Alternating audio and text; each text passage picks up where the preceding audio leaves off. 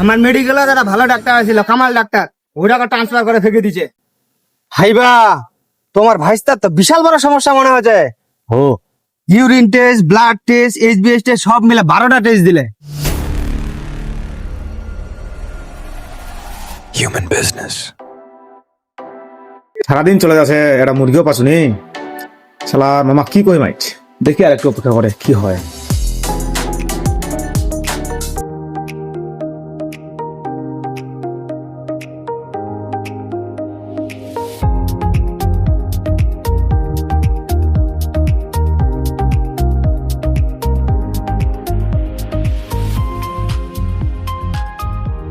এই কাকা, কাকা, এই কাকা শুনেন।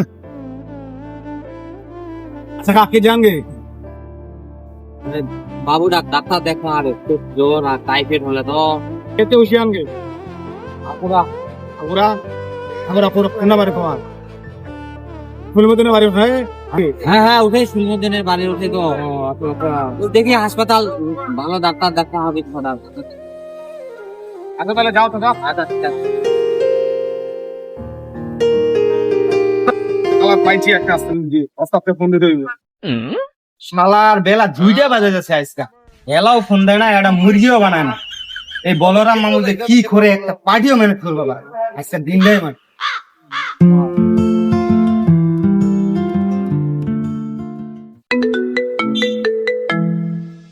এই তো বলরাম মামা ফোন দিতে দেখি কি হবে। হ্যাঁ মামা, হ্যাঁ মামা, কোথায়? এই তো মেডিকেলে মামা, হসপিটালে। ও আচ্ছা মামা, ওই যে পেশেন্ট গেল। হ্যাঁ হ্যাঁ, ওই যে লাল চাদর পরা আর হচ্ছে একটা ইয়া, দুজন, নাম হচ্ছে দেলোয়ার। আচ্ছা আচ্ছা ঠিক আছে মামা, আসুক। আচ্ছা আচ্ছা, এই দেলোয়ার ভাই, দেলোয়ার ভাই না? হ্যাঁ দিলওয়ার। বাড়ি ভাগুরা? হ্যাঁ আরে সাইডটা পরিচিত লোক। ডাক্তার দেখা আসলেন না? বাবু ডাক্তার দেখা হবে। এই যে তুই এত তো ডাক্তার দেখা আসলি, পরিচিত কেউ আছে? পরিচিত কেউ নাই এখানে, মেডিকেলত ভালো ডাক্তার নাই, পেলা ডাক্তারক দেখা হবে। পীরগঞ্জ আসলি ফের মেডিকেলত ভালো ডাক্তার দেখাবা? আমার মেডিকেলে যারা ভালো ডাক্তার ছিল, কামাল ডাক্তার, ওটাকে ট্রান্সফার করে ফেঁকে দিছে। এটা যদি কই তুমি এটা মুরগির বাচ্চা ট্রিটমেন্ট করি, ওইটারও ডাক্তার নাই। বুঝাইলি, এটা কোনো ভালো ডাক্তার নাই। মোটা ভালো কাজ করছো, মোর একটা ডাক্তার আছে, ও ফোন দিছু, 1000 টাকা ভিজিট নিবে, তুমি ফোন দিছু, তোকে 500 টাকা ভিজিট নিবে। উঠে যা, ডাক্তারটা ভালো। আর এলে মেডিকেলের ডাক্তারের উপর ভরসা করিস না, এটা কোনো ভালো ডাক্তার নাই। কামাল স্যার থাকলে এটা ভরসা ছিল আর কি, কামাল স্যার নাই। ওই ডাক্তারের কাছে যা, 500 টাকা ভিজিট দিবে, ওটা যা মনে করবো তুই ট্রিটমেন্ট করতে পারিস। ঠিক আছে? বাহ, এত বড় মেডিকেলটা খেলা, ভালো ডাক্তার নাই গে? আচ্ছা যদি কোন ভালো ডাক্তার থাকতো আমাকে যোগাযোগ করে দাও, লিখবা হবে। এই যে কুস্তিকেতে যাবো, রাস্তাটা উঠিব, হাঁটতে হাঁটতে সোজা দক্ষিণ পাড়া চলে যাবো। চৌরাস্তা, চৌরাস্তা কয়ে চৌরাস্তা, ওটা জানে যে কাউকে জিজ্ঞাসা করবো যে ভুবন ডাক্তারের চেম্বার কোনটা, দেখাই দিবি। তুই ওটা যা, আমি ডাক্তার ফোন দিয়ে পৌঁছু যে দেলোয়ার নামে একটা পেশেন্ট গেল, যেন 1000 টাকা না নেয় আর কি, 500 টাকা। ঠিক আছে? যে কোনো লোক পাবো। কি ডাক্তার? ভুবন। হ্যাঁ ভুবন ডাক্তার। তাহলে যাও। হ্যাঁ ও বা, হাল্লা তোর ভালো করুক বাবু, এ না কত সিন্ধু মরিব আগে। বাবু চ চ চ।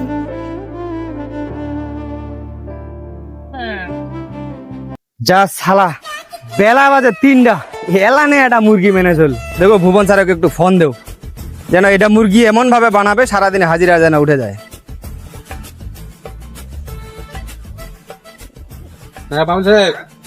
হ্যাঁ স্যার, ওই যে দেলোয়ার নামে একটা পেশেন্টকে পাঠালাম, বুঝছেন, ওর ভাইস্তার ট্রিটমেন্ট করার জন্য।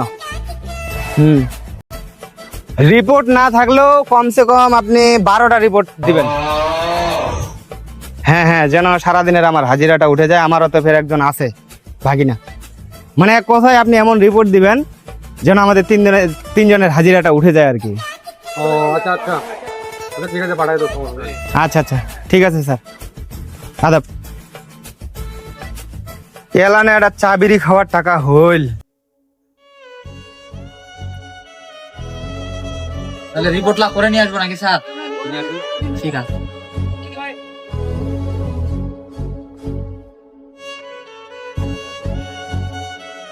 ও দাদা খান হাতে যাই যাবে না, এখন গাড়ি লিবা হবে রে বাবু রে। আচ্ছা এখনো দাঁড়াইছে এই দিল ভাই ডাক্তার দেখালেন? হ্যাঁ ডাক্তার দেখানো তো দেখো রিপোর্টলা।